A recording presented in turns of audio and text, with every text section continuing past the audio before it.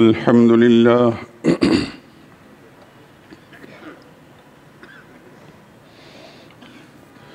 الحمد لله وحده والصلاة والسلام على من لا نبي بعده ولا رسول بعده ولا معصوم بعده أما بعد فإن خير الحديث كتاب الله وخير الهدي هدي محمد صلى الله عليه وسلم وشر الأمور محدثاتها وكل محدثة بدعة وكل بدعة ضلالة وكل ضلالة في النار. أعوذ بالله من الشيطان الرجيم. بسم الله الرحمن الرحيم.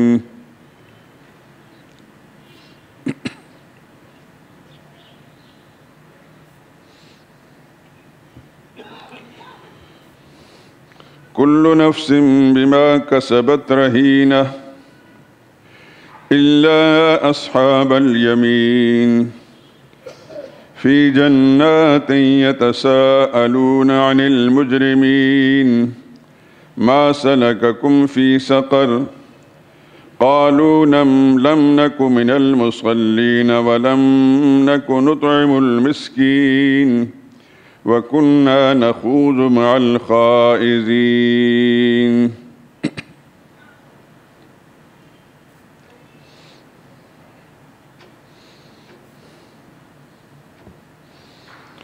ہر شخص اپنے اعمال کے بدلے میں گروی ہے،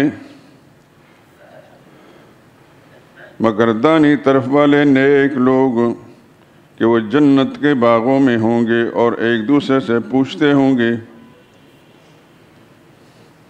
یعنی آگ میں جلنے والے گنہگاروں سے پوچھیں گے کہ تم کو دوزخ میں کس نے بھیجا، تم دوزخ میں کیوں پڑے ہو؟ وہ جواب دیں گے کہ ہم نماز نہیں پڑھتے تھے اور نہ محتاجوں کو کھانا کھلاتے تھے اور اہل باطل کے ساتھ مل کر حق سے انکار کرتے تھے.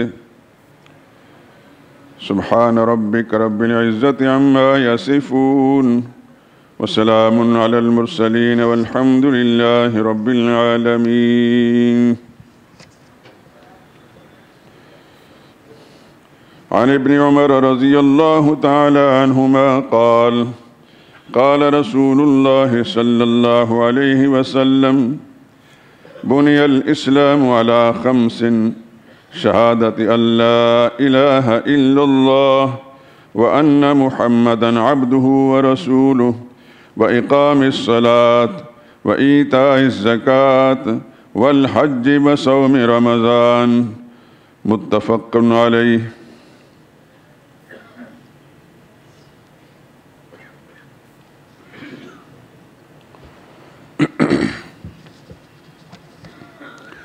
درود پاک پڑھ لیں. اللہم صلی علی محمد وعلی آل محمد کما صلیت علی ابراہیم وعلی آل ابراہیم انک حمید مجید. اللہم بارک علی محمد وعلی آل محمد كما باركت على إبراهيم وعلى آل إبراهيم إنك حميد مجيد.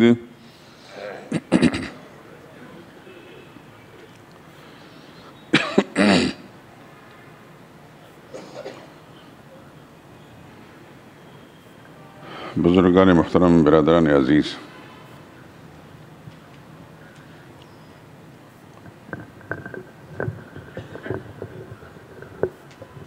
میں نے 29ویں پارے کی سورہ مدثر کی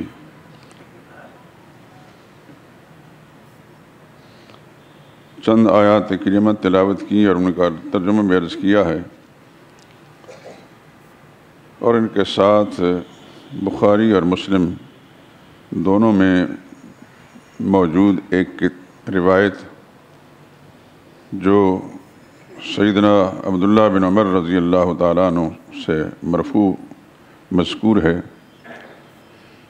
سرور عالم صلی اللہ علیہ وسلم نے ارشاد فرمایا بنی الاسلام علی خمس، اسلام کی عمارت 5 چیزوں پر قائم کی گئی ہے۔ پہلی چیز شہادت اللہ الہ الا اللہ، اس بات کی شہادت اور گواہی دینا کہ اللہ کے سوا کوئی اور الہ نہیں، وَأَنَّ مُحَمَّدًا عَبْدُهُ وَرَسُولُهُ، اور اس بات کی بھی کہ حضرت محمد مصطفیٰ صلی اللہ علیہ وسلم اللہ کے بندے اور رسول ہیں۔ یہ پہلی چیز۔ وَإِقَامِ الصَّلَاةِ، دوسری چیز نماز کا قائم کرنا۔ وَإِيتَاءِ الزَّكَاةِ، تیسری چیز زکوٰۃ کا ادا کرنا۔ والحج، اور چوتھی چیز حج ادا کرنا جس پر بھی فرض ہے، اور 5ویں چیز وہ صوم رمضان اور رمضان مبارک کے روزے رکھنا۔ یہ اسلام کی 5 بنیادیں ہیں۔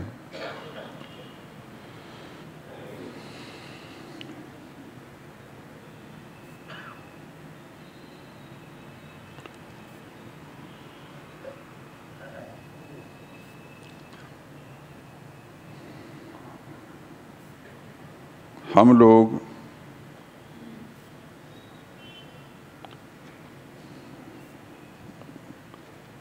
اپنے آپ کو مسلمان کہتے ہیں، اور ہماری طرح کے دوسرے جو مختلف شعبۂ زندگی سے تعلق رکھتے ہیں انہیں مسلمان ہی سمجھتے ہیں، اور اسی بنا پر السلام علیکم وعلیکم السلام اس کا تذکرہ ہوتا ہے۔ مسلمان ہی سمجھ کر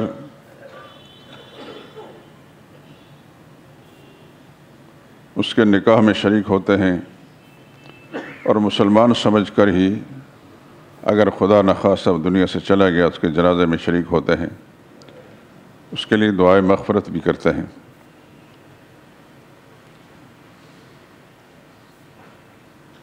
یہ اسلامی برادری کا حق ہے، مسلمان کا مسلمان پر حق۔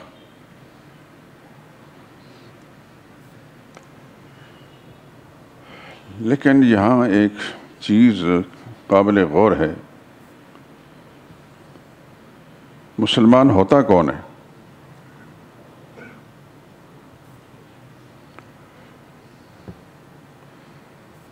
یہ نہیں کہ آپ مجھے مسلمان کہہ دیں تو آپ کے کہنے سے میں مسلمان ہو جاؤں گا، یا میں آپ کو کہوں میرے کہنے سے۔ یہ تو اللہ کے قانون میں اللہ کے نزدیک مسلمان ہوئے تو پھر انجام بھی مسلمان ہی کا ہوگا۔ لیکن خدا نہ خواستہ صرف روایتی طور پر خوشیوں میں مبتلا ہو کر ایک دوسرے کو ہم نے مسلمان کہنا شروع کر دیا، خوش تو ہم ہو جائیں گے کہ مجھے مسلمان کہا گیا، لیکن کیا ہم اللہ کے نزدیک مسلمان ہیں؟ یہ جو میں نے روایت پڑھی ہے تقریباً حدیث کی ہر کتاب کتاب الایمان میں شروع میں لائی جاتی ہے کہ اسلام کی 5 بنیادیں ہیں۔ سب سے پہلی بنیاد وہ اس بات کی گواہی دینا کہ اللہ ہی الہ ہے اور کوئی اور نہیں، اور محمد مصطفیٰ صلی اللہ علیہ وسلم اللہ کے بندے اور رسول ہیں، یعنی توحید اور رسالت کی گواہی دینا، یہ سب سے پہلی بنیاد ہے۔ پھر دوسرے نمبر پر ہی نماز کا ذکر کیا گیا۔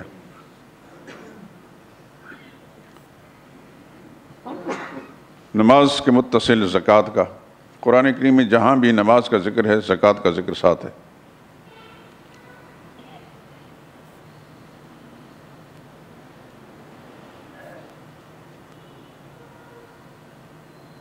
پھر چوتھے نمبر پر حج ہے، اور 5ویں نمبر پر روزہ۔ بعض روایات کے اندر روزے کو چوتھے نمبر پر اور حج کو 5ویں نمبر پر ذکر کیا جاتا ہے۔ خیر اس سے بحث نہیں، یہ بات اپنی جگہ ثابت ہو گئی کہ اسلام کی 5 بنیادیں، یعنی 5 چیزوں کو ماننے اور بجا لانے والا آدمی مسلمان ہے، اور انہی ضابطوں کے مطابق انہی قواعد کے ساتھ جو قواعد شریعت نے مقرر کیے ہیں، محمد مصطفیٰ صلی اللہ علیہ وسلم بیان فرمائے ہیں، اور امت مسلمہ کے اندر اس کا تعامل رہا۔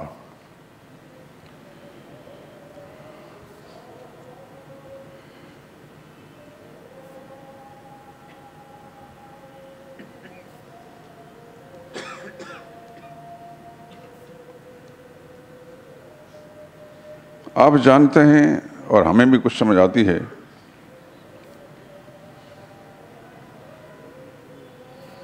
کہ یہ پانچوں چیزیں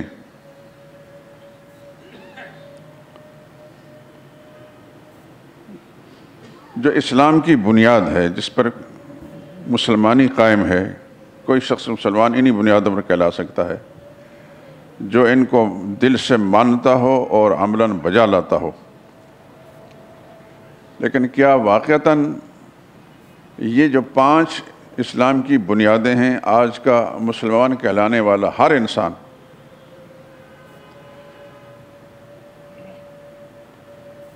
ان کو مطلوبہ معیار کے مطابق اپناتا ہے جو شریعت نے مقرر کیے ہیں؟ یعنی اللہ کی توحید کو اسی طرح مانتا ہے جو شریعت کا فیصلہ ہے، اور محمد مصطفیٰ صلی اللہ علیہ وسلم پر، اس کی نبوت پر ایمان ہے تو اسی طرح جو شریعت کا مطلوب ہے؟ اور کیا وہ نماز ادا کرتا ہے؟ اس کو نماز آتی بھی ہے؟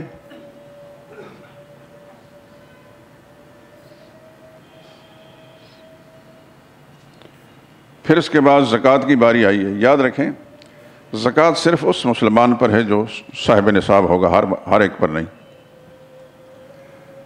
حج بھی اسی پر ہے جو حج کی استطاعت رکھتا ہے۔ روزہ اگرچہ ہر مسلمان پر فرض ہے، لیکن بیمار اور مسافر اس کا استثناء کیا گیا۔ جس چیز کا استثناء نہیں ہے وہ 2 چیزیں ہیں، ایک تو اللہ کی توحید، یا دوسرے لفظ میں آپ توحید رسالت کہہ لیں، اور دوسری چیز نماز ہے۔ نہ مقیم کے لیے معاف ہے، نہ مسافر کے لیے۔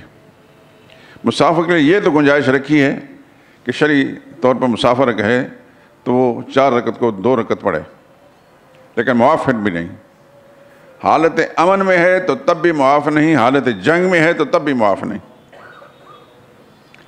شاید آپ کو میں مختلف مواقع پر اشارہ دے چکا ہوں، اور قرآن کریم کے اندر یہ موجود ہے کہ اگر مسلمان فوج دشمن کے ساتھ برسر پیکار ہو اور نماز کا وقت آ جائے تو یہ کوئی بہانہ نہیں کہ اس وقت مصروفیت ہے، اس وقت نماز کو پھر دیکھا جائے گا، دشمن سامنے کھڑا ہے۔ شریعت نے، قرآن کریم نے فیصلہ کیا کہ مسلمان فوج کے 2 حصے کیے جائیں، آدھا جو ہے دشمن کے مقابلے میں ہتھیار لے کر کھڑا ہو جائے یا اس کے ساتھ جنگ کرے، اور آدھے مسلمان الگ ہو جائیں، اور نماز کی 1 رکعت امام کے ساتھ پڑھ کر ہتھیار اٹھا کر واپس دشمن کے مقابلے چلے جائیں۔ یہ آنا جانا جو اس سے نماز نہیں ٹوٹے گی، اور وہ جو پیچھے دشمن مقابلے میں کھڑے ہیں وہ آ کر امام کے ساتھ 1 رکعت پڑھیں تو ہر ایک کی 1 رکعت ہو جائے گی۔ پھر وہ بعد میں آنے والے 1 رکعت اپنی ادا کر کے پھر دشمن کے مقابلے چلے جائیں، جو پہلے گئے تھے 1 رکعت پڑھ کر وہ واپس آ کر اپنی 1 رکعت مکمل کریں، لیکن معاف پھر بھی نہیں۔ نہ یہ نبی کے لیے معاف ہے، نہ کسی امتی کے لیے۔ میں نے عرض کیا کہ زکوٰۃ تو صرف مالک نصاب پر ہے، مالدار پر ہے۔ حج کا معاملہ بھی ایسا ہے جو وہاں تک پہنچنے کی طاقت رکھتا ہے، ہر مسلمان ایسا نہیں۔ روزے کے لیے یہ گنجائش رکھی گئی ہے کہ اگر فرض کرو ایک آدمی ایسا مریض ہے روزہ نہیں رکھ سکتا تو اس کو معاف ہے، وہ فدیہ دے دے۔ اگر مسافر ہے تو روزے چھوڑ دے، لیکن مقیم ہوتا ہے اس کی قضا کرے، مریض ہے تو اسی طریقے سے۔ لیکن یہ 2 چیزیں ایسی ہیں کہ اس کے لیے اندر کوئی گنجائش بھی نہیں، نہ مقیم کے لیے نہ مسافر کے لیے۔ کوئی شخص نہیں کہہ سکتا کہ میں مسافر ہوں، اس وجہ سے توحید سنت کا جو مسئلہ ہے اس میں ذرا گنجائش رہنی چاہیے۔ اس کا تو اسلام سے تعلق ہی کوئی بھی نہیں۔ جو توحید کے مسئلے میں گڑبڑ کرتا ہے اس کا اسلام سے کوئی دور کا بھی تعلق نہیں، چاہے اس کی شکل مسلمانوں کی ہے، نام مسلمانوں کا ہے، مسلمانوں کے معاشرے میں رہتا ہے، لیکن توحید میں گڑبڑ کرتا ہے، وہ ایسا ہی کافر ہے جیسے ابو جہل کافر ہے۔ اس میں کوئی گنجائش نہیں رکھی گئی۔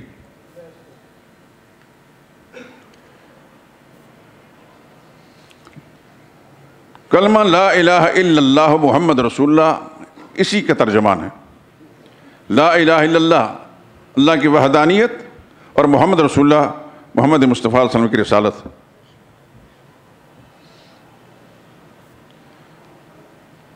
جو شخص توحید میں اور رسالت کے اندر گڑبڑ کرتا ہے وہ کلمے کا منکر ہے، اگر پڑھتا بھی ہے تو منافق، جیسا مدینہ کا عبداللہ بن ابی تھا۔ خدا بند قدوس ہمارے محتاج نہیں ہے کہ ہمارے دوغلے اعمال کو بھی خدا قبول فرمائے اور دوغلی باتوں کو بھی۔ دل کے اخلاص کے ساتھ جس نے کلمہ لا الہ الا اللہ محمد رسول اللہ پڑھا اور اسی پر اس کے ایمان بھی ہے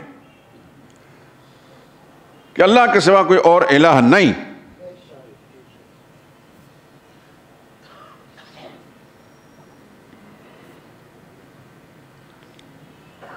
الہ کیسے کہتے ہیں؟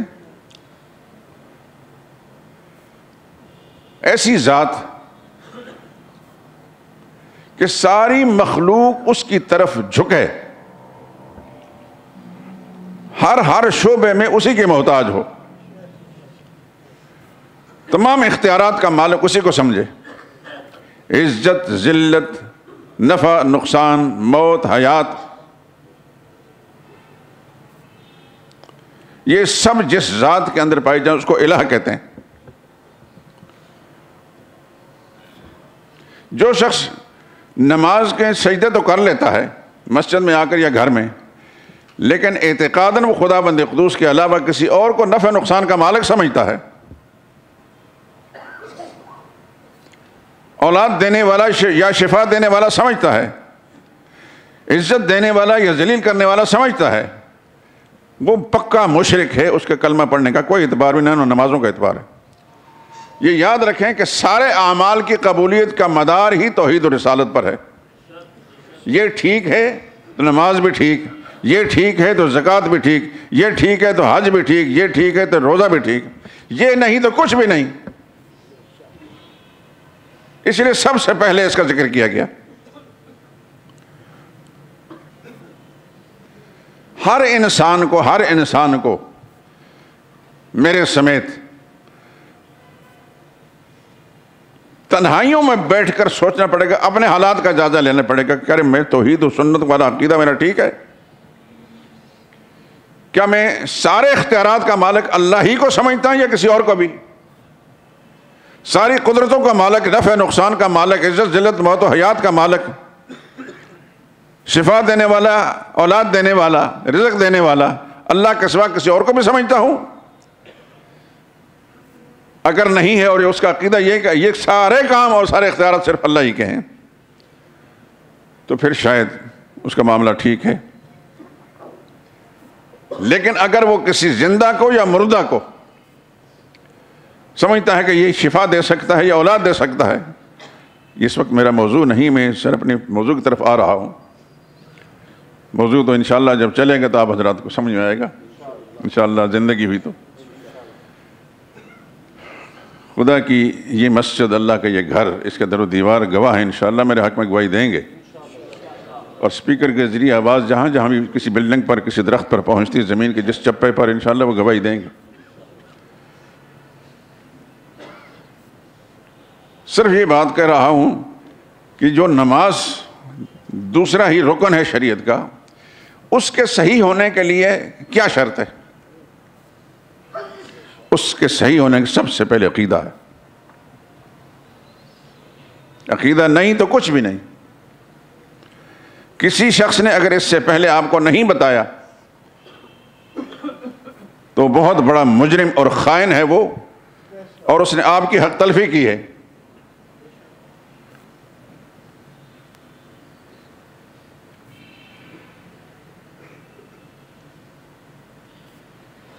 عبداللہ بن مبارک ایک بہت بڑے محدث ولی اللہ گزرے ہیں، غالباً 2 صدی ہجری کے۔ امام ابو حنیفہ رحمۃ اللہ تعالیٰ کی مجلس فقہ کے ایک ممبر تھے، امام بخاری کے استاد تھے۔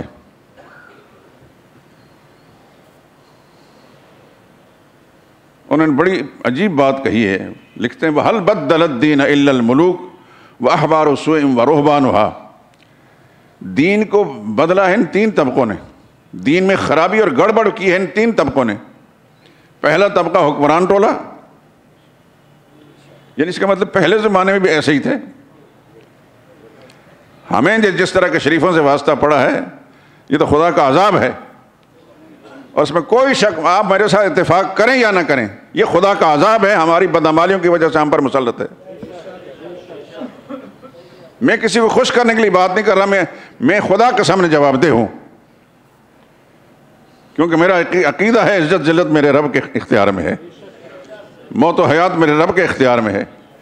لیکن یہ سمجھتا ہوں کہ اس وقت جو خدا کا عذاب ہے یہ ہمارا من حیث القوم، ہماری بدعمالیوں کی سزا ہے۔ اللہ تھانے دار کے ڈنڈے نہیں مارتا عذاب دینے کے لیے۔ قرآن کریم کے اندر اللہ نے ہمیں اطلاع دے دی ہے وَكَذَلِكَ نُوَلِّي بَعْضَ الظَّالِمِينَ بَعْضًا بِمَا كَانُوا يَكْسِبُونَ۔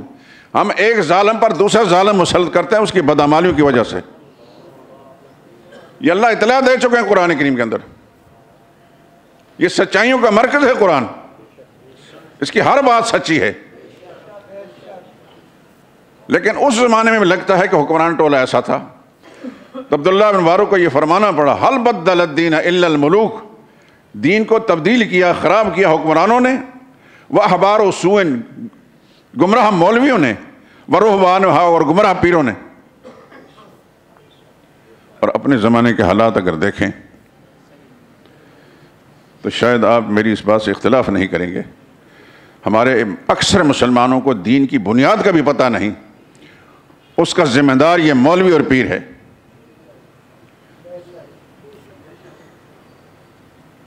میں سچ کہتا ہوں میرے رب، شاید میں بھی اس کا ذمہ دار ہوں، خدا مجھے معاف کرے۔ نیتاً میرے ارادے کے اندر کبھی بھی ایسا نہیں رہا کہ ہمارا مسلمان بھائی جو ہے اس کو میں سچ بات نہ کہوں، لیکن ہو سکتا ہے میری کوتاہی ہو، کیونکہ انسان گناہوں کا مجموعہ ہے۔ لیکن نیت میری یہ ہے کہ میری بات سننے والا مسلمان سچ بات سن کر جائے اور خدا اس کو عمل کی توفیق بھی دے۔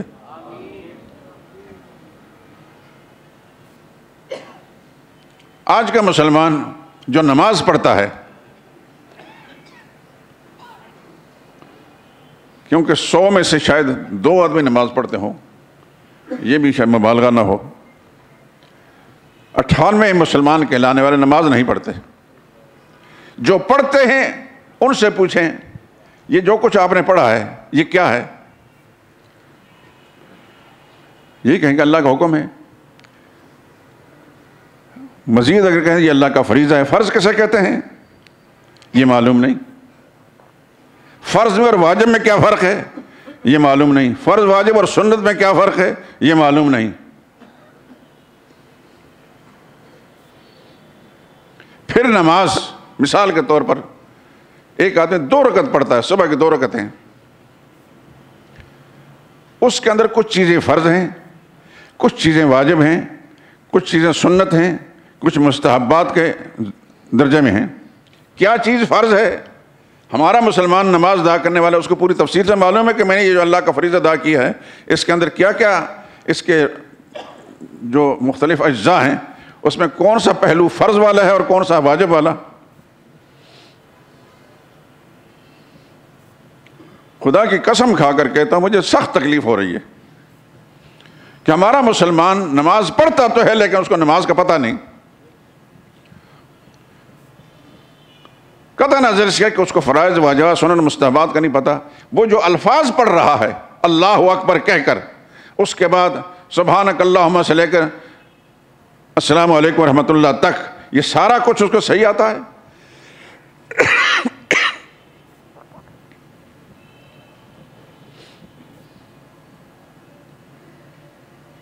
میرے دوستو، آپ حضرات میری بات سن رہے ہیں اور یقیناً اس پر غور ضرور کریں گے۔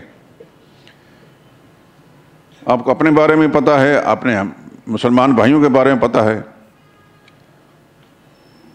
جتنا کچھ میں جانتا ہوں تو وہ یہی ہے کہ مایوس کن ہے صورتحال۔ ہزاروں مسلمانوں میں کوئی ایک مسلمان جو نماز جیسا ایک رکن ہے اس کے بارے میں صحیح جانتا ہو، فرائض واجبات سنن مستحبات کو چھوڑ کر نماز کے جو تلفظ ہیں وہ صحیح ادا کر سکتا ہو، پھر اگلی بات جو کچھ اس نے پڑھا ہے خدا کے ساتھ باتیں کر رہا ہے، وہ اللہ کے سامنے کھڑا ہے قبلہ روح ہو کر، اس خیال سے اللہ ہو کر کہا کہ میں خدا کا حکم پورا کر رہا ہوں، اس نے نماز کے اندر جو کچھ پڑھا ہے اس کو مانا، اس کو معلوم ہے۔ سبحانک اللہم و بحمدک و تبارک اسمک و تعالی جدک و لا الہ غیرک۔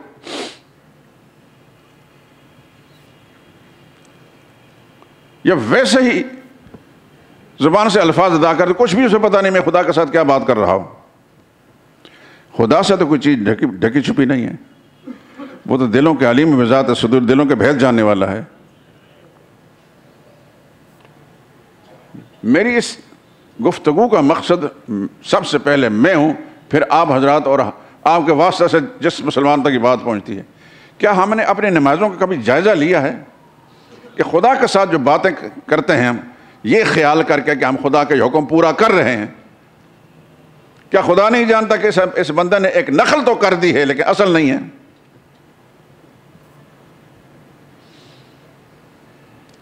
مثلا ثنا ہے، سبحانک اللہم، اے اللہ تو پاک ہے، یہی ہے نا؟ تو اس کو پتہ ہے کہ اللہ پاک ہے کس چیز سے؟ پاک تو یہ مسجد بھی ہے، پاک ہمارے کپڑے بھی ہیں، لیکن اس چیز کے پاک ہونے میں یا ہمارے جسم یا کپڑوں کے پاک ہونے میں اور خدا کے پاک ہونے میں فرق ہے۔ ہم یا زمین کی چیزیں ان کی پاکی ان کے مناسب ہے اور خدا کی پاکی خدا کی ذات کے مناسب ہے۔ اس نے کہہ دیا ہے سبحان اللہ عما یشرکون، اللہ پاک ہے شریکوں سے، اس کا کوئی حصہ دار اور شریک نہیں، اس سے وہ پاک ہے۔ یہ قرآن کریم کے اندر ہے۔ کیا مسلمان نماز پڑھتے ہوئے سبحانک اللہم کہتے وقت اس کے دل میں یہ خیال آتا ہے کہ میں جس خدا کے ساتھ بات کر رہا ہوں، جس کا حکم اب بجا لا رہا ہوں، میں اس کو تمام حصہ داروں اور شریکوں سے پاک سمجھ کر یہ لفظ بول رہا ہوں؟ سبحانہ و تعالی عما یشرکون، الفاظ بدل بدل کر نتیجہ یہ نکالا کہ اللہ شریکوں سے پاک ہے، اللہ کا کوئی شریک نہیں۔ آپ جب کلمہ شہادت پڑھتے ہیں اشہد ان لا الہ الا اللہ وحدہ لا شریک لہ، میں اس بات گواہی دیتا ہوں کہ اللہ کے سوا کوئی اور الہ نہیں، وہ اکیلا ہی الہ ہے، لا شریک لہ، اس کا کوئی شریک نہیں ہے۔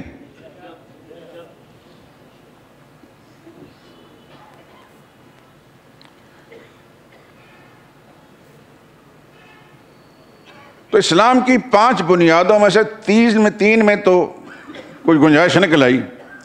زکوٰۃ میں بھی کہ جو مالدار نہیں وہ مزے کرے، حج کے اندر بھی گنجائش نکل آئی کہ حج کرنے کی طاقت نہیں تو ٹھیک ہے، خدا کے ہم ماخوذ نہیں وہ، ہاں البتہ اس کا ایمان ضرور ہونا چاہیے کہ جب مجھے خدا نے توفیق دی میں جاؤں گا۔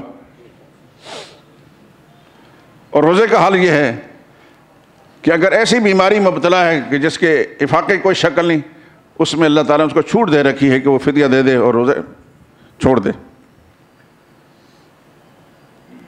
مسافر ہے تو جب مقیم ہو جائے گا تو قضا کر لے۔ لیکن یہ 2 چیزیں یہ اس کے اندر کوئی گنجائش نہیں ہے۔ توحید تو بنیاد ہے، بنیاد کے بغیر تو کوئی عمارت بھی نہیں ہوتی۔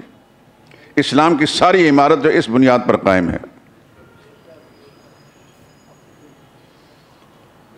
آپ بلڈنگیں بنانے والے، گھر بنانے والے سمجھتے ہیں اس بات کو کہ جب بھی کوئی بلڈنگ بنائی جائے گی، کئی منزل بنائی جائے گی تو اس کی بنیاد کو کس قدر مضبوط کیا جاتا ہے، کتنا اہتمام کیا جاتا ہے۔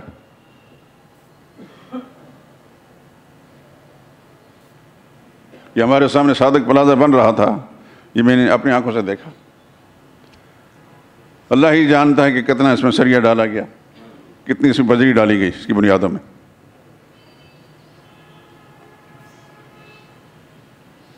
اور کئی سال سے یہ بنا ہے اور قائم ہے. بنانے والے ملک صادق مرحوم وہ دنیا سے چلے گئے، لیکن ان کی بنائی ہوئی بلڈنگ قائم ہے. خدا جانتا ہے کہ کتنے لوگ اس کو دیکھیں گے اور کتنے نہیں دیکھیں گے. مضبوط بنیادوں پر ہے. اسلام ایک عمارت ہے جس کے مختلف شعبے ہیں، لیکن اس کی بنیاد یہ توحید ہے، توحید و رسالت. یا دوسرے لفظ میں آپ کلمہ توحید پڑھتے ہیں، لا الہ الا اللہ محمد رسول اللہ. لیکن اس کے بعد اگلا مرحلہ ہے وہ مسلمانی کے لیے، وہ ہے نماز، جس میں کوئی گنجائش نہ میرے لیے نہ آپ کے لیے، نہ مقیم کے لیے، نہ مسافر کے لیے، نہ صحت مند کے لیے. ایک بیمار آدمی کھڑا نہیں سکتا تو بیٹھ کر پڑھے، بیٹھ نہیں سکتا لیٹ کر پڑھے، اشاروں سے پڑھے، پڑھے گا ضرور. نماز معاف نہیں ہے، نبی کے لیے معاف نہیں تو میں اور آپ کون ہیں؟ اس وقت گفتگو جو کرنی ہے وہ نماز سے متعلق ہے. میں نے قرآن کریم کی آیتیں جو پڑھی ہیں 29 پارے میں سورہ مدثر، سورہ مزمل کے بعد اس کی چند آیات ہیں کہ جنتی لوگ اور جہنمی آمنے سامنے ہوں گے. جنتی لوگ جہنمی سے پوچھیں ما سلککم فی سقر، تم دوزخ میں کیسے پڑے ہوئے؟ بھائی دنیا میں تو بڑی عیش کی زندگی گزر رہے تھے، ہم سے بہتر تھے، بڑی ٹھاٹھ باٹھ تھی، بڑا کاروبار تھا تمہارا، بڑی عیش تھی، بڑی آؤ بھگت ہو رہی تھی، بڑے مناصب اور عہدوں پر فائز تھے. یہاں میں دیکھ رہا ہوں معاملہ کچھ برعکس ہے. وہ عزت جو دنیا میں تھی اب نہیں ہے. ما سلککم فی سقر، اس دوزخ کی آگ میں تم کو کس نے جھونک دیا؟ واضح لفظوں میں قرآن کریم میں اللہ نے بتایا، جواب میں کہیں لم نکو من المصلین. ہماری شامت، ہماری بد نصیبی یہ تھی کہ ہم نماز نہیں پڑھتے تھے.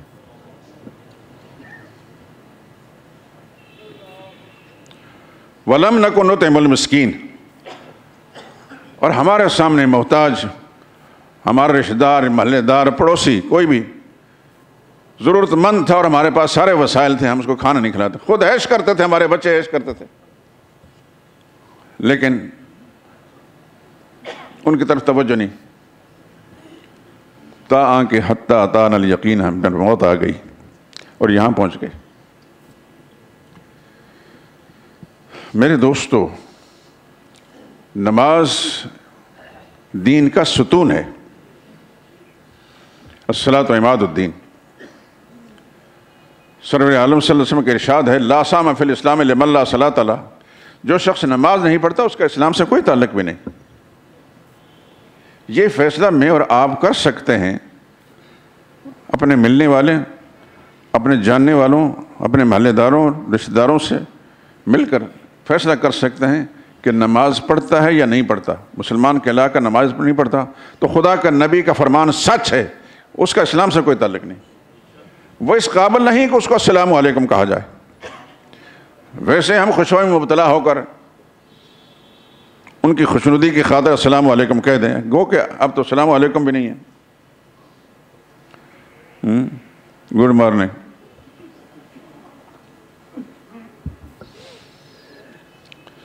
کیونکہ پڑھا لکھا ہونے اور ذرا معاشرتی طور پر اوپر والا ہونے میں وہ پسند کرتا ہے کہ اس کو گڈ مارننگ کہا جائے. السلام علیکم یہ تو فرسودہ خیال لوگوں کا سلوگن ہے.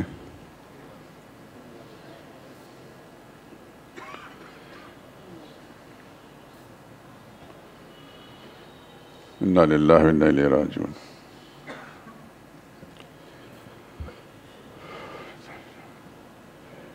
جو شخص نماز نہیں پڑھتا، میرے نبی نے فرمایا وہ مسلمان نہیں. لا سہم فی الاسلام لمن لا صلاۃ لہ، جو نماز نہیں پڑھتا اس کا اسلام سے کوئی تعلق بھی نہیں. ہم اس کو خوش کرنے کے لیے کہہ دیں تو کہہ دیں کہ کیا فرق پڑتا ہے، ہمارے کہنے سے تو مسلمان نہیں ہوگا. وہ خدا کی نظر مسلمان ہے تو مسلمان ہوگا.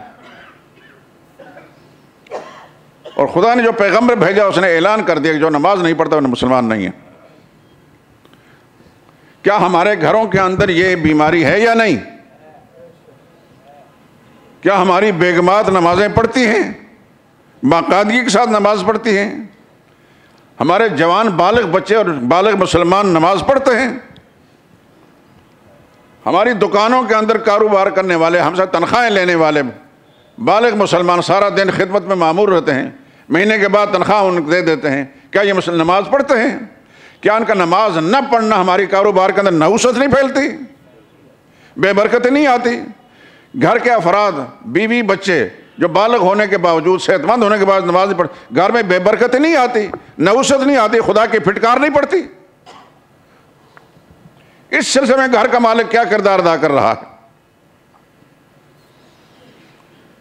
اللہ نے تو اپنی کتاب میں اعلان کیا، قُوا أَنفُسَكُمْ وَأَهْلِيكُمْ نَارًا، لوگوں اپنے آپ کو بھی آگ سے بچاؤ اور اپنے گھر والوں کو بھی آگ سے بچاؤ. گھر کا مالک حضور صلی اللہ علیہ وسلم کا ارشاد ہے، کلکم راعٍ وکلکم مسئول عن رعیتہ، تم میں سے ہر شخص راعی ہے. راعی کا معنی گھر کا سربراہ ہے.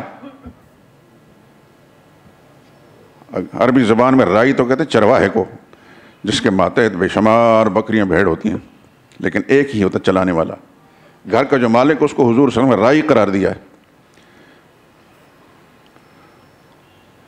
حکمران وقت جو وہ راعی ہوتا ہے، اور جتنے لوگ اس کی رعایا ہوتے ہیں، رعایا اس لیے کہتے ہیں، اس کے ماتحت ہوتے ہیں، وہ ان کا ذمہ دار ہوتا ہے. اچھائیاں بھی اس کے کھاتے میں جاتی ہیں اور برائیاں بھی.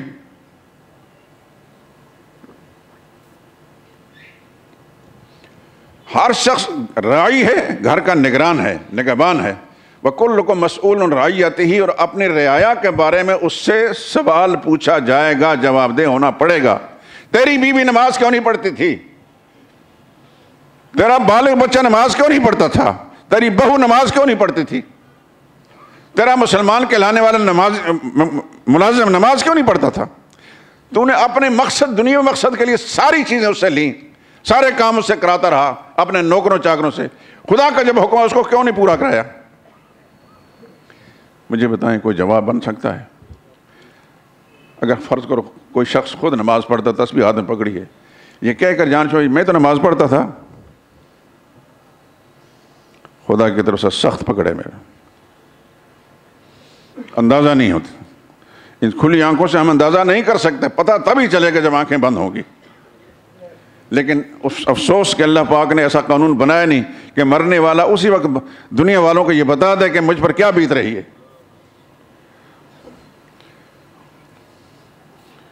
شاید یہ بات اگر بتائی جاتی تو ابو جہل بھی سوچتا، لیکن خدا نے اس معاملے کو مخفی رکھا ہے.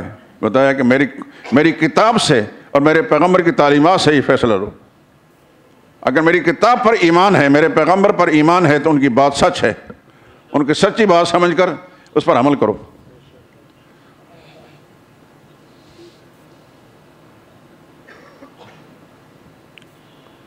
ایک حدیث کے اندر آتا ہے کہ ایک بندے اور ایک کافر کے درمیان فرق کرنے والی نماز ہے. مسلمان بندے اور کافر کے درمیان فرق کرنے والی نماز ہے. مسلمان ہے تو نماز پڑھتا ہوگا، نہیں پڑھتا تو سمجھو کافر ہے.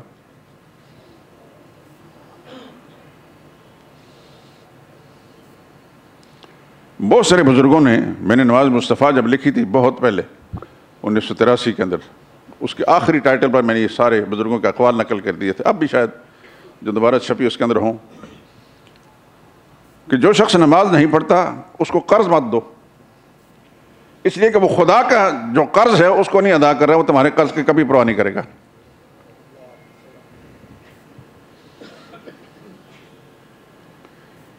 یہ ہونا ہے میرے دوستو، میرا اور آپ کا دل چاہے یا نہ چاہے ہونا ہے ایسا. ہم نے خدا کا سامنے جانا ہے، آنکھیں بند ہوں گی، اللہ نے ہم سے حساب لینا ہے. تیری کوئی ڈیوٹی، تیری ذمہ داری لگائی تھی، تجھے میں نے زندگی دی تھی، صحت دی تھی، کھانے کے لیے دیا تھا، پینے کے لیے دیا تھا، تو کسی کا محتاج نہیں تھا، سارے وسائل تمہیں دیے تھے، تم پر کوئی ذمہ داری بھی لگائی گئی تھی، اس ذمہ داری کو کتنا پورا کیا تم نے؟ خدا کا قانون بڑا سخت ہے، وہاں پھر کسی کے لیے کوئی گنجائش نہیں ہوگی۔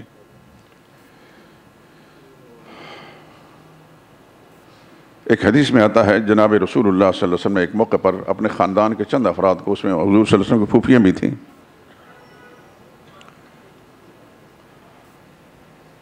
تو حضور صلی اللہ علیہ وسلم نے سب کو مخاطب فرمایا اپنے آپ کو جہنم کی آگ سے بچاؤ۔ یقین ہے کہ نبی کے خاندان کے لوگ تو ہماری طرح نہیں تھے، وہ مقدس پاک باز لوگ تھے، لیکن شاید رسول اللہ صلی اللہ علیہ وسلم یہ فرما کر مجھے اور آپ کو اور قیامت تک آنے والی انسانیت کو سبق دے دیا، اپنے آپ کو جہنم کی آگ سے بچاؤ، اس کی فکر کرو، باوجود ہے کہ میں تمہارا رشتہ دار ہوں، خدا کا پیغمبر اللہ اغنی عنکم من اللہ شیئا، اگر خدا کی پکڑ آ گئی تو خدا کی پکڑ سے میں تمہارے کچھ کام نہیں آ سکوں گا۔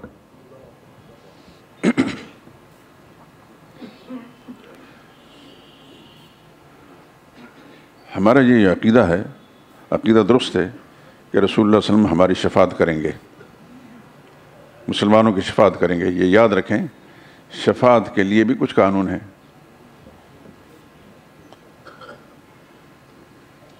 کہ جس شخص نے جان بوجھ کر نماز چھوڑی، اس کے لیے گنجائش کوئی نہیں ہے،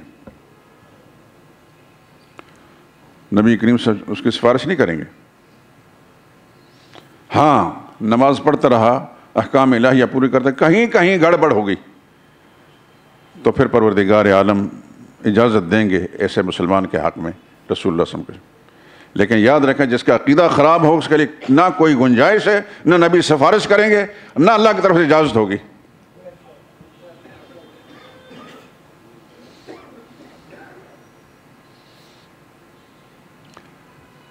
ایک بات چلتے ہوئے میں کہہ دیتا ہوں، ہو سکتا ہے ابلیس زندہ ہے، میرے ساتھ بھی اور آپ کے ساتھ بھی، ہر انسان کے ساتھ ہے، وہ وسعت دیتا ہے۔ میں سارے بزرگان دین کو مانتا ہوں، اب گواہی رہنے مسجد کی دیوار بھی گواہی دیں، سارے جو اللہ والے ان کو مانتا ہوں، لیکن ان کو اختیاری کلی کا مالک نہیں وہ صرف اللہ کے اختیار میں ہے۔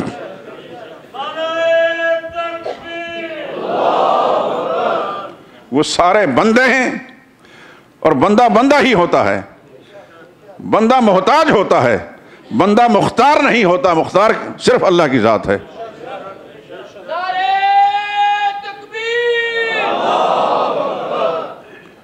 سارے صحابہ، آپ حضرات تو گواہ ہیں اس بات پر کہ صحابہ کے بارے میں میرا نظریہ کیا ہے، الحمدللہ العظیم۔ اس طریقے سے صحابہ کے بعد جتنے بزرگان دین، اولیاء اللہ، لیکن ٹھگ میں ولی نہیں مانتا، مجھے معاف کر دیں، میں ٹھگوں کو ولی نہیں مانتا۔ اگر کوئی ٹھگ فوجی وردی پہن کر کہے کہ میں فوجی ہوں اور آپ کو پتہ چل جائے تو آپ مانیں گے اس کو؟ بلکہ اس کو سزا دی جائے گی ملکی قانون کے تحت۔ اتنا بڑا فراڈ کر رہا ہے پولیس کی وردی پہن کر، اس کے لیے سزا سخت ہوگی۔ بزرگوں کا روپ دھار کر فراڈ کرتا ہے دنیا، ظاہر بات ہے کہ یہ فراڈ تو دنیا کا مال کمانے کے لیے ہوتا ہے، لوگوں کو دھوکہ دینے کے لیے، ان سے نذرانے بٹورنے کے لیے، وہ بہت بڑا مجرم ہے۔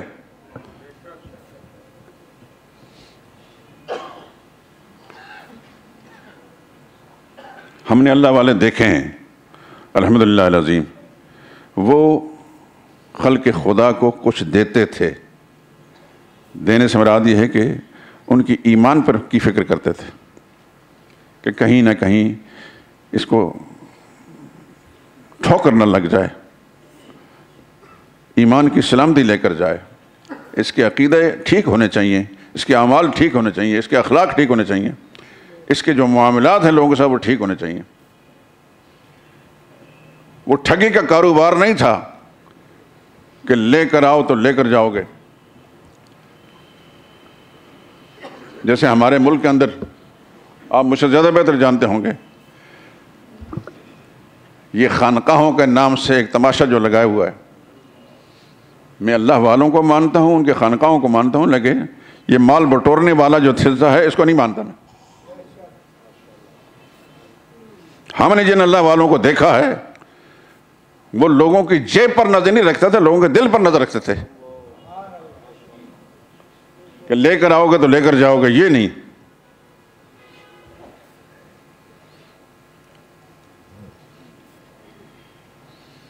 ایک بزرگ آپ کا نام آپ نے سنا ہوگا، کتابیں یقین آپ نے پڑھی ہوں گی، مولانا اشرف علی تھانوی رحمۃ اللہ تعالیٰ علیہ، خدا کی کروڑ ہار رحمت نازل ہوں ان پر۔ 1000 سے زیادہ کتابیں انہوں نے لکھی ہیں، اور بر صغیر کا شاید کوئی مسلمان گھرانہ ہو جس میں ان کی کتاب نہ ہو۔ اگر کوئی شخص کہتا تھا کہ میں آپ سے بیعت ہونا چاہتا ہوں، نہیں بیعت کرتے تھے، فرماتے تھے کہ کیوں بیعت ہونا چاہتے ہیں، مجھے ذرا رکا لکھو، خط لکھو۔ پھر اس کا جواب دیتے تھے، پھر اس کا خط آتا، پھر سال 6 مہینے تک یہ مراسلت و مکاتبت رہتی تھی۔ جب ان کو پوری طرح یقین ہوتا تھا کہ یہ واقعتاً خدا کے دین کو سیکھنے والا، دین کا طلبگار ہے، پھر اس کو بیعت کرتے تھے۔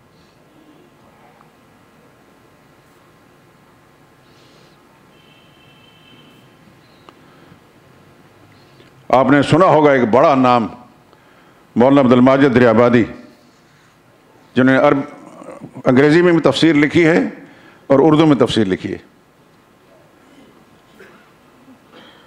بہت بڑا آدمی تھا۔ میں تو انگریزی سمجھتا نہیں، تفسیر اگرچہ میرے پاس ہے، اردو تفسیر دیکھتا ہوں تو میں حیران رہتا ہوں کہ کتنا علم تھا۔ ایک زمانہ ایسا گزرا علامہ عبد الماجد دریابادی پر کہ انہوں نے یہ دنیوی کتابیں پڑھ کے، چونکہ انگریزی جانتے تھے، پڑھ کر بالکل انکار خدا کی سرحد پر پہنچ گئے، جس کو داریت کہتے ہیں۔ اللہ پاک نے دستگیری فرمائی، کوئی سبب بنا، پھر وہ سیدھے راستے پر آ گئے۔ حضرت تھانوی رحمہ اللہ کی کتابیں پڑھ کر ہی شاید اللہ پاک نے ان دستگیری فرمائی، لیکن حضرت تھانوی نے ان کو بیعت نہیں کیا، بڑی انہوں نے خواہش ظاہر کی، بیعت نہیں کیا۔ مولانا حسین احمد مدنی یا کسی اور بزرگ کا حوالہ دیا کہ ان سے بیعت کر لیں، رابطہ مجھ سے رکھیں لیکن بیعت ان سے کریں۔ علامہ سید سلیمان ندوی کتنا بڑا نام ہے، سیرت النبی لکھنے والا، اردو زبان کے اندر ایک بے نظیر کتاب ہے وہ۔ علامہ شبلی اور سید سلیمان ندوی دونوں استاد شاگردوں نے مل کر، شبلی نے صرف 2 جلدیں لکھی تھی، باقی 5 جلدیں سید سلیمان ندوی نے لکھی۔ شاہکار ہے۔ اور اگر آپ حضرات نے خطبات مدراس پڑھے ہوں، مدراس کے ایک کالج کے اندر 8 خطبے دیے تھے سیرت النبی صلی اللہ علیہ وسلم پر، اس کا نام یہی خطبات مدراس ہے۔ میں نے اس کو پڑھا ہے، سچی بات یہ، میں ایک طالب علم ہوں اور مجھے نہ پہلے کوئی غلط فہمی رہی، نہ اب طالب علم تھا اور طالب علم ہوں، لیکن مجھے اتنی گہرائی ان خطبہ میں، ہر خطبے کے اندر اتنی گہرائی نظر ہے کہ جس طرح سمندر کے اندر ٹھانٹے مار رہا ہے۔ یہ سید سلمان ندوی کے آپ دیکھ لینا خطبات مدراس، اتنا بڑا آدمی، لیکن حضرت تھانوی نے ان کو بیعت نہیں کیا۔ ورنہ کون ہے آدمی کہ ٹھیک ہے آؤ جی آؤ میں بیعت کرتا ہوں تاکہ میرے مریدوں کی بڑی فوج ظفر موج ہو، کوئی بات ضرور ہوگی ان کی۔ میں نے عرض کیا نا کہ اللہ والے جو ہیں وہ آنے والے کے دل پر نظر رکھتے ہیں کہ دل کی کیفیت کیا ہے، جیب پر نہیں کہ یہ جیب سے مجھے دے گا کیا۔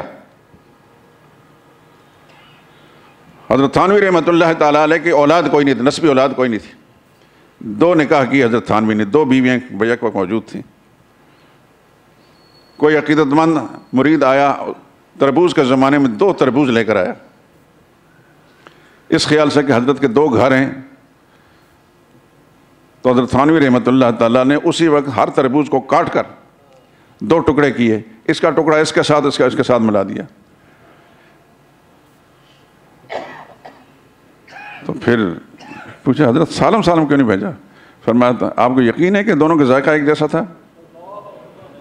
ذائقے میں کمی بیشی ہو سکتی ہے، تو اس لیے میں نے کوشش کی کہ پھیکا بھی وہ بھی برابر جائے اور جو زیادہ میٹھا وہ برابر جائے۔ پیغمبر نے صلی اللہ علیہ وسلم ایک سے زیادہ نکاح کر کے بیویوں کے ساتھ انصاف کا معاملہ وہ کیا ہے، لیکن میرے دوستو شاید ہی کوئی دوسرا انسان وہ حق ادا کر سکے 2 بیویوں والا۔ جن کی بھی ہیں خدا اپنی رحمت کے ساتھ ان کو اپنی ذمہ داریاں پوری کرنے کی توفیق عطا فرماتے ہیں، خدا کے سامنے مجرم بن کر نہ جائیں۔ تو یہ اللہ والے لوگ تھے، میں کس سے کہانی نہیں سنانی میں نے کہ ان کی سوچیں کیا تھیں۔ یہ نہیں تھا کہ کوئی امیر دولت مند آئے میرا مرید بنے پھر کل کو وارے نہرے ہوتے رہے۔ وہ سمجھتے ہم نے بھی خدا کا سامنے جانا ہے، اللہ ہم سے پوچھے کہ اس آدمی کی اصلاح آپ نے کس انداز سے کی ہے۔ میں سب ولیوں کو مانتا ہوں، سب بزرگوں کو مانتا ہوں، جو زندہ ہیں ان کو مانتا ہوں، جو فوت شدہ ہیں ان کو مانتا ہوں، لیکن ٹھگ کو نہیں مانتا۔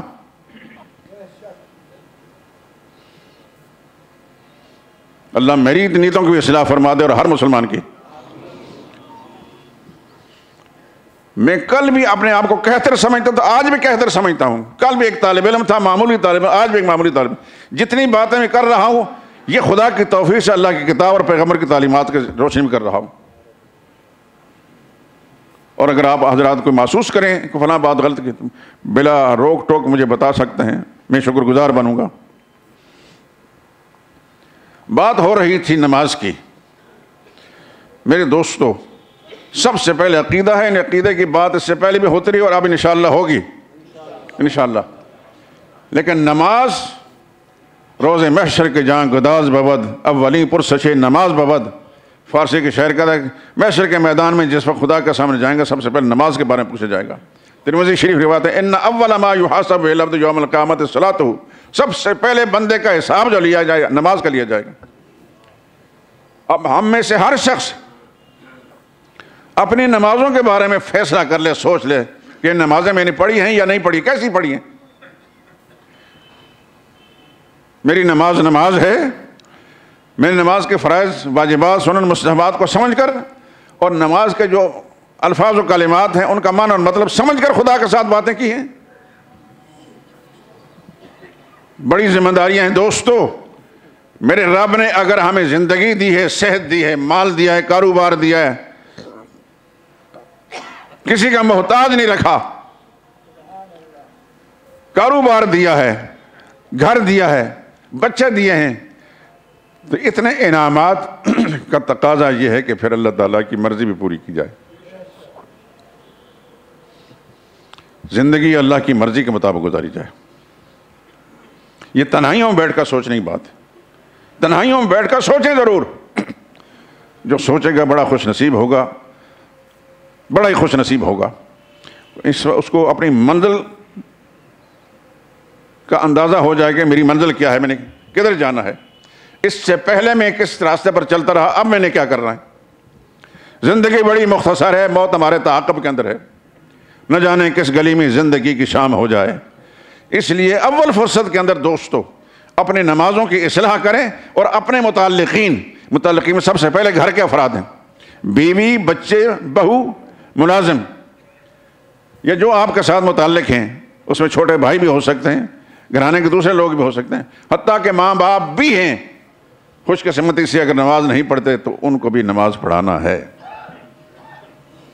زیادہ سے زیادہ یہ کہیں گے، گالیاں دیں گے، برا بھلا کہیں گے، یہ سب کچھ سن لیں خدا کے لیے،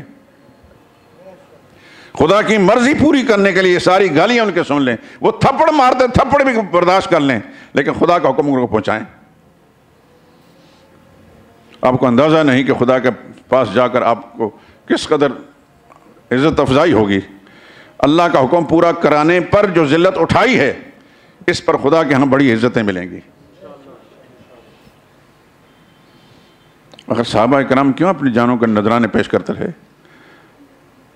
ایک پتنگا جو ہے جلتی آگ پر اس قدر نہیں گرتے جیسے صحابہ کرام گرتے تھے، موت کے منہ میں جاتے۔ ان کو پتہ تھا کہ نبی کی بات سچ ہے۔ نبی نے فرمایا کہ شہید کو اتنی تکلیف بھی نہیں ہوتی، جسم کے پرخ سے اڑ رہے ہوتے اتنی تکلیف نہیں ہوتی جتنا معمولی کانٹا چبھنے کی۔ ایک صحابی نکاح ہوا اس کا، بیوی سے ملا، ابھی غسل کی نوبت نہیں آئی، پیغام مل گیا کہ خدا کے پیغمبر نے بلایا ہے۔ بیوی نے کہا تو غسل تو کر لو، کہنے کہ تاخیر ہو جائے کہ نبی کے فرمان پورا کرنے میں۔ یہ حضرت حنظلہ ہیں رضی اللہ تعالیٰ عنہ، اور گئے اور بالآخر شہید ہو گئے۔ اور رسول اللہ صلی اللہ علیہ وسلم بار بار سبحان اللہ فرما رہے ہیں، اور یہ فرمایا کہ حنظلہ کی میت کو دیکھو، دیکھا تو اس سے پانی بہ رہا تھا، تو اللہ کے پاک پیغمبر نے فرمایا کہ خدا کا فرشتے اس کو غسل دے رہے تھے۔ تحقیق کرائے گی ان کی بیوی نئی نویلی دلہن سے، انہوں نے کہا کہ مجھ سے ملا ہے لیکن اس کے بعد غسل کرنے کی نوبت نہیں کی، نبی کا فرمان یاد آ گیا پھر چھوڑ دیا سب کچھ۔ کس کو دنیا کی زندگی پیاری نہیں لگتی؟ جن صحابہ کا ہم تذکرہ کرتے ہیں، جن کے ساتھ نسبتیں قائم کر کے ہم اپنے آپ کو خوشی محسوس کرتے ہیں کہ ہم اللہ والوں کے ساتھ متعلق ہیں، ان کی محبت ہمارے دل کے اندر ہے، خدا ان جیسا ہمیں بنا بھی دے۔ اس کا مطلب یہ ہوا کہ رسول اللہ صلی اللہ علیہ وسلم کے فرمان پر وہ جانیں قربان کرتے تھے، نبی کے فرمان کو اتنا اہم سمجھتے تھے۔ تو کیا ہم رسول اللہ صلی اللہ علیہ وسلم کے فرمان کو اہم سمجھتے ہیں کہ حضور صلی اللہ علیہ وسلم نے ہماری ذمہ داری نہیں بتائی کہ نماز ادا کرنی ہے؟ ہم دنیا کاروبار کے لیے نمازیں آگے پیچھے نہیں کر لیتے، شادی بیاہ میں جاتے نماز آگے پیچھے نہیں ہو جاتی، کھیل کے میدان کے اندر سارا دن لگے ہیں، کرکٹ ہو رہی ہے جی، ساری قوم پاگلوں کی طرح لگی ہوئی ہے۔ میری بات کو محسوس نہ کرنا، میں معافی چاہتا ہوں، لیکن جو لوگ نمازیں چھوڑ دیتے ہیں اور ان خرافات کی طرف لگے جاتے ہیں وہ پاگل ہی ہیں۔ کیا حقیقت ان کی؟ اگر وہ کرکٹ کے میدان میں جیت بھی گئے تو اس جیتنے کا کیا فائدہ؟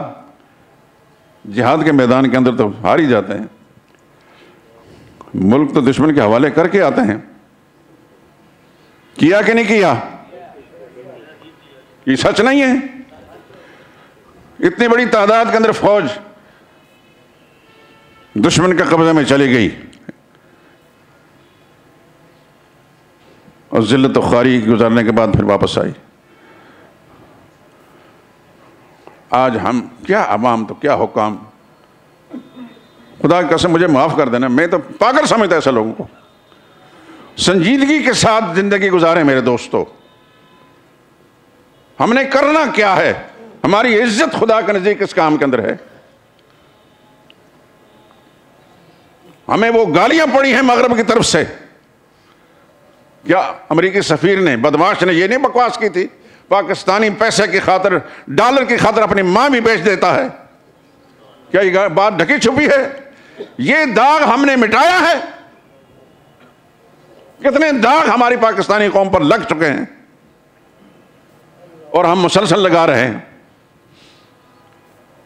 میری درخواست ہے آپ حضرات سے، پتہ نہیں اگلا جمعہ آئے گا میں یہاں ہوں گا کہ نہیں ہوگا، آپ میں سے کون ہوگا کون نہیں ہوگا یہ خدا جانتا ہے۔ میں ہاتھ جوڑ کر کہتا ہوں کہ نمازوں کا اہتمام کریں۔ آپ کی ذمہ داری صرف اپنی نماز نہیں، اپنے گھر کا تمام افراد کی نمازوں کا بھی ہے۔ مجھے رہ رہ کر اپنے ماں باپ یاد آتے ہیں۔ شاید کہ 5 سال کی عمر تھی میری، اس کے لگ بھگ ہوگی، تب سے میں نماز پڑھنا شروع کی ہے، اور شاید اسی کے لگ بھگ میں نے روزے رکھنا شروع کیے ہیں۔ یہ میرا کوئی کمال نہیں تھا، میرے ماں باپ کی محنت تھی، خدا کی کھرب اور رحمت نازل ان پر۔ اب جب بھی میں دعا کے لیے ہاتھ اٹھاتا ہوں تو یہ ضرور کہتا ہوں اللہم اغفر لأبی و امی، یا اللہ میرے باپ کی بھی میری ماں کی مغفرت فرماتے ہیں۔ یہ ان کی اس محنت کا نتیجہ ہے۔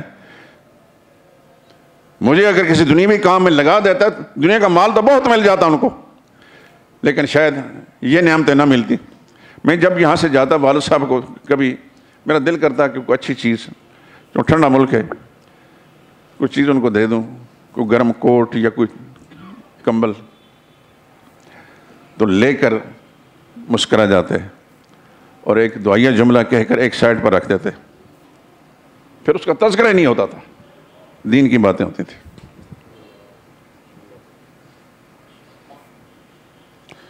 کس کس خوبی کو یاد کریں, خدا کی قسم. آج جتنی دعائیں ان کو مل رہی ہیں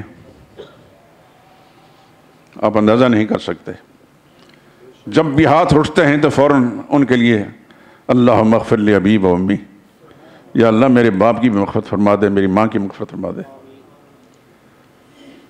میرے والد صاحب کے جب انتقال ہوا تو ہمارے گھر سے تھوڑے سے فاصلے, جیسے چیرنگ کراس ہے, اتنے فاصلے پر ایک فیملی آباد ہے, کافی پیسے والے, دولت والے, زمینوں والے. انہوں نے درخواست کی, میں موجود نہیں تھا, میں تو یہاں بعد میں پہنچا, تو میرے چھوٹے بھائیوں سے درخواست کی کہ اگر آپ ہماری بات مان جائیں تو والد صاحب کہا کہ ان کو ہماری زمین میں دفن کریں. کیوں؟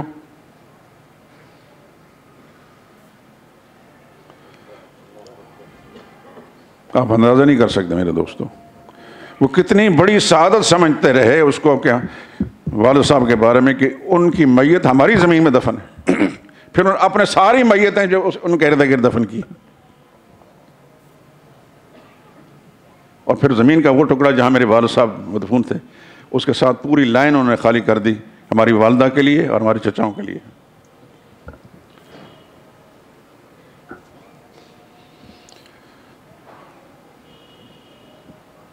میرے دوستو, جانا ہے ہم نے, یہ ٹھیک ہے یا غلط؟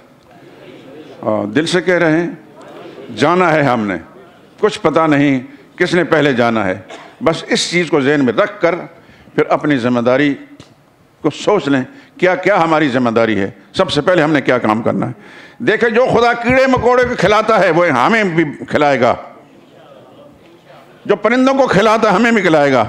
سمندروں کے اندر کتنی ان گنت مخلوق ہوتی ہے, ان گنت, اور کتنی بڑی ان کی غذائیں ہوتی ہیں. خدا وہیں ان کے لیے سب کچھ پیدا کرتا ہے, ہمیں بھی سب کچھ دے گا, لیکن ہماری کچھ ذمہ داریاں اور ہیں. کچھ ایسی کوشش کی جائے کہ خدا کے سامنے شرمندگی نہ اٹھانی پڑے, ذلت اور رسوائی نہ اٹھانی پڑے, خدا کے سامنے سرخرو ہو کر جائیں. اور اللہ کے احکام میں سب سے پہلا حکم توحید و رسالت کے بعد نماز ہے. نماز کی پابندی کریں, نماز کو سیکھیں, نماز کو سیکھیں, نماز کو سیکھیں. ایک بات آخر میں کہہ دیتا ہوں, میں نے نماز کی کتاب لکھی تھی بہت پہلے, پھر دوبارہ میں نے 1 سال محنت کر کے اس میں مسائل میں اضافہ کیا, لیکن میرے پاس خود اتنے پیسے نہیں ہیں, میں بیچنا نہیں چاہتا. اب تک میری خدا نے سوچ میں آئی کہ جتنی میرے پاس سب فری دے دیتا ہوں, بیچنا نہیں چاہتا میں. لیکن ایسے دل میں خیال آیا کہ آپ حضرات اگر چاہتے ہیں کہ پورے مال روڈ پر دائیں بائیں نماز مصطفیٰ ہر شخص کو پہنچ جائے, تو پھر جو مخیر لوگ ہیں, جگہ میں بتا دوں گا, وہاں پریس میں جا کر ان کو پیسے دیں اور کتاب چھاپ دیں اور لوگوں میں تقسیم کریں. اس کو بیچ کر کسی نے سگریٹ نہیں پینا, انشاءاللہ نماز ہی سیکھے گا. ایک نے نہیں تو دوسرے کے ہاتھ میں جائے گی, اس کو ہدایت ملے گی. دوسرے نہیں تیسرے کو ہدایت ملے گی, لیکن آپ کے نامہ اعمال کے اندر یہ نیکیاں درج ہو جائیں گی. بات ختم کرتا ہوں. نماز کا اہتمام کریں, نماز کا اہتمام کریں, نماز کا اہتمام کریں. اپنے گھروں کے اندر بھی, اپنے دکانوں کے اندر بھی, مارکیٹوں کے اندر, مارکیٹوں کے جو بڑے ہیں وہ ایک مہم چلا دیں کہ نمازوں کے اوقات کے اندر دکان بند کی جائے گی. میرا رب کبھی بھی روزی تنگ نہیں کرے گا. وآخر دعوانا الحمدللہ رب العالمین.